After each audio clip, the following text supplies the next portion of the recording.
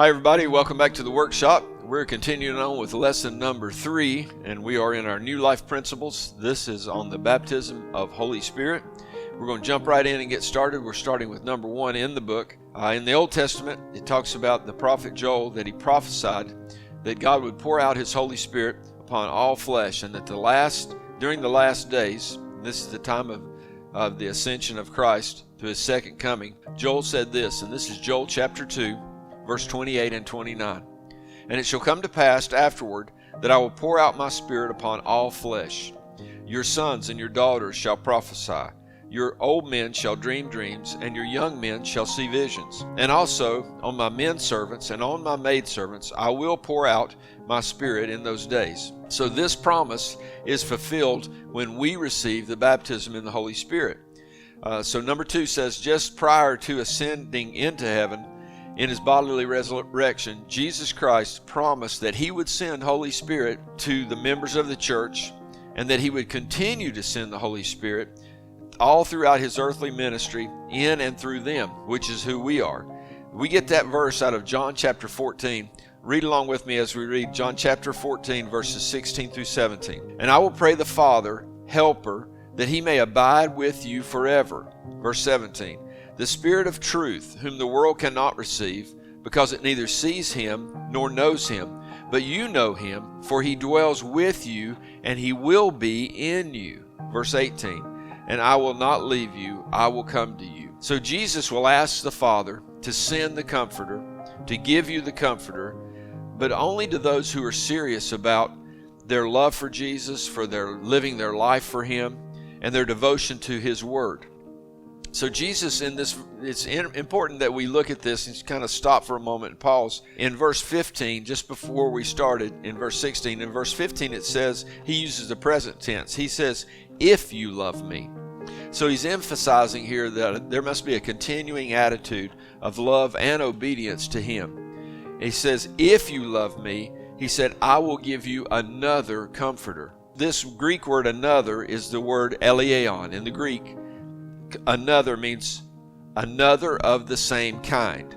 So for instance, if you were to say, I need a roll of tape, and I would say, here, take this roll of tape, and you took this blue masking tape and you used all of the masking tape, and when you got finished, I looked at you, I saw you needed tape, and I would say, do you need another roll of tape? And you say yes, and then I handed you this. This is another roll of tape. Both of these are rolls of tape, but it's not another of the same kind. So this word eleaion means another of the exact same kind. So that's what Jesus was saying. He was saying that I'm going to pray the Father, and he's going to give you another one exactly like me. So in the Greek, the word is eleaion, another of the same kind, and comforter is parakleton. It's hard for me to say. Then that parakleton means someone called alongside to help. Sometimes it's used in a technical sense, like a counselor or maybe a spokesperson. Not in a legal sense, but one who comes alongside of you as a friend, who walks along with you as a helper. In John's gospel, that's what Holy Spirit is called. He's called the helper. So Jesus, if you think about this, Jesus was definitely a helper to the disciples. Peter's mother-in-law is dying.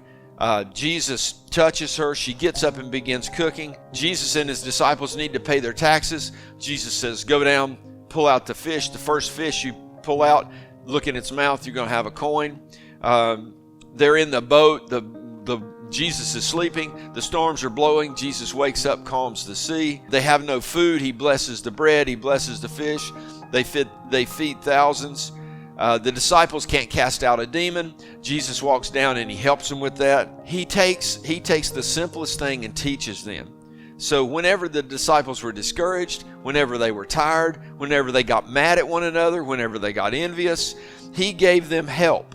He was another, and this is what he's saying, I'm going to give you another one just like me. You have had me, I've been with you, now I'm going to give you another one that's going to be in you. He's going to be in you all the time. That's what Holy Spirit does.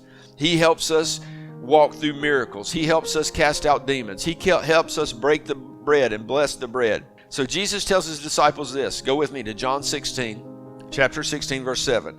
Nevertheless, this is what Jesus said, nevertheless, I tell you the truth. It is to your advantage that I go away. For if I do not go away, the Helper, another of the same kind, will not come to you. But if I depart, I will send him to you. So that word helper, remember, parakletos, it's a little bit different than the word we just broke down in the Greek, which is parakleton. This is parakletos. This reminds me of the word paraclete, the parakeet. He's right on your shoulder. Holy Spirit would bring a helper with a closer relationship to Jesus and make his power available to them. Wherever they were, wherever they went, he was not just going to walk along beside of them. He's going to walk in them. He's going to be in them. This is just a small breakdown, just kind of get you started to learn the difference between having Jesus with you and Holy Spirit in you. This is what we're talking about. This is how we're going to teach people to walk in the fullness of Holy Spirit, to be baptized in the Holy Spirit with the evidence of speaking in other tongues. Now, get back with us next week. You're going to enjoy this. This is an awesome time. Thank you for tuning in.